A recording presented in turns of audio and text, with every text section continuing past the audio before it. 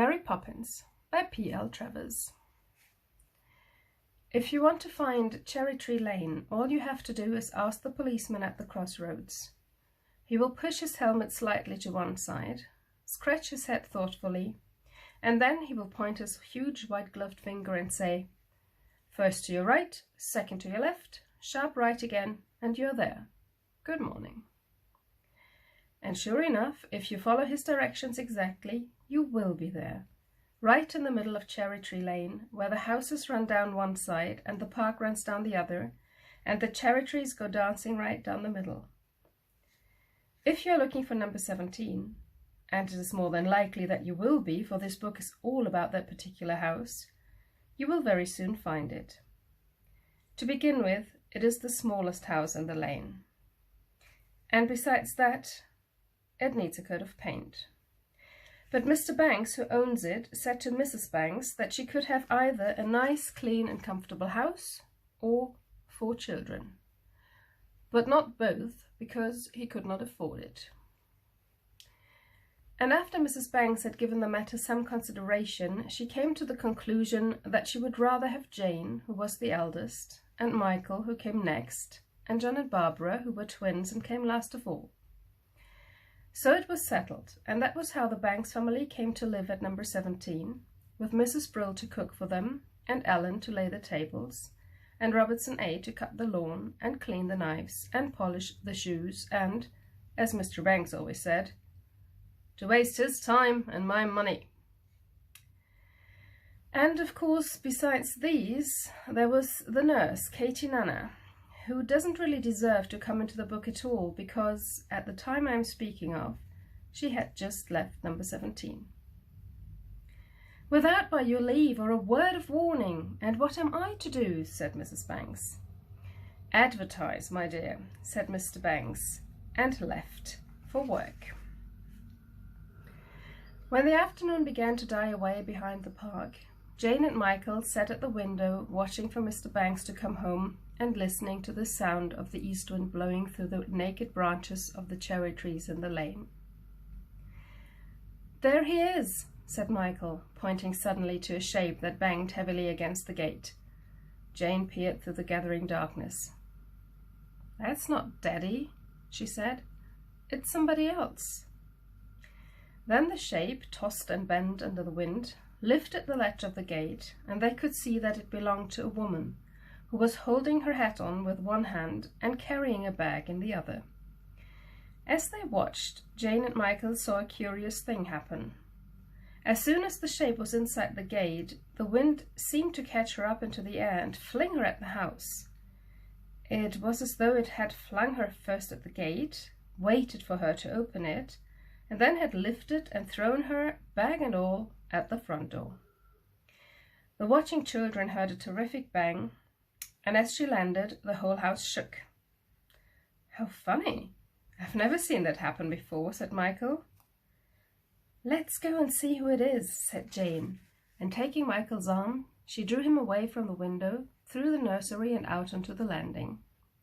From there they always had a good view of anything that happened in the front hall. Presently they saw their mother coming out of the drawing room with a visitor following her. Jane and Michael could see that the newcomer had shiny black hair, and that she was thin, with large feet and hands, and small, rather peering blue eyes.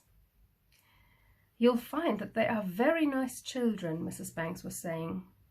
Michael's elbow gave a sharp dig at Jane's rib. "And they give you no trouble at all?" continued Mrs. Banks uncertainly, as if she herself didn't really believe what she was saying. They heard the visitor sniff, as though she didn't either. "Now, about references," Mrs. Banks went on.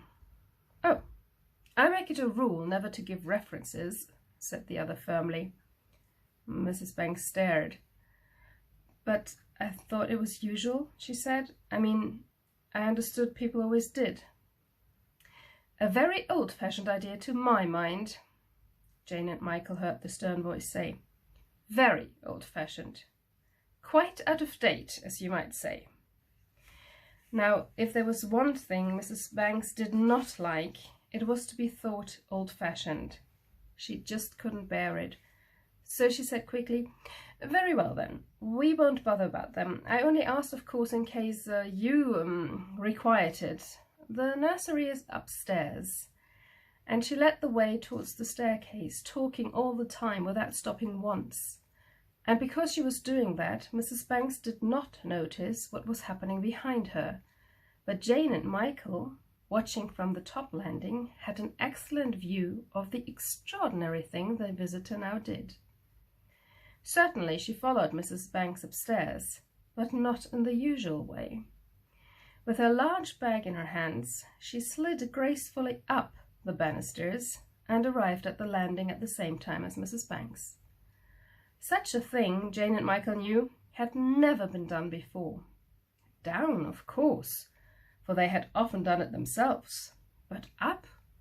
Never. They gazed curiously at the strange new visitor. "Well, that's all settled then." A sigh of relief came from the children's mother. "Quite, as long as I'm satisfied," said Mary Poppins.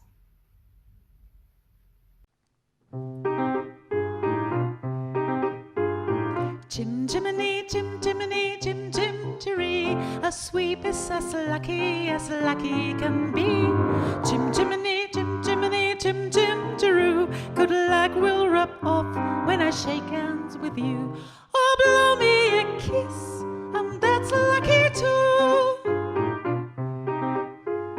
Now as the ladder of life has been strung, you might think a sweep's on the bottommost rung. Though I spend me time in the ashes and smoke, in this old wide world there's no happier bloke. Chim chimney, Chim chimney, Chim Chim Cher-ee. A sweep is as lucky can be. Chim chimney, Chim chimney, Chim Chim Cher-oo. Good luck will rub off when I shake hands with you. Or blow me a kiss, and that's lucky too. Up where the smoke is all billowed and curled, between pavement and stars is the chimney sweep world. When there's hardly no day, nor hardly no night, there's things of in shadow and halfway in light. On the rooftops of London, cool water sight. Chim chimney, Chim chimney, Chim Chim Cher-ee. When you're with the sweep, you're in glad company. Nowhere is there a more happier crew than what sings Chim Chim Cher-ee, Chim Cher-oo. Chim chimney, Chim Chim Cher-ee, Chim Cher-oo.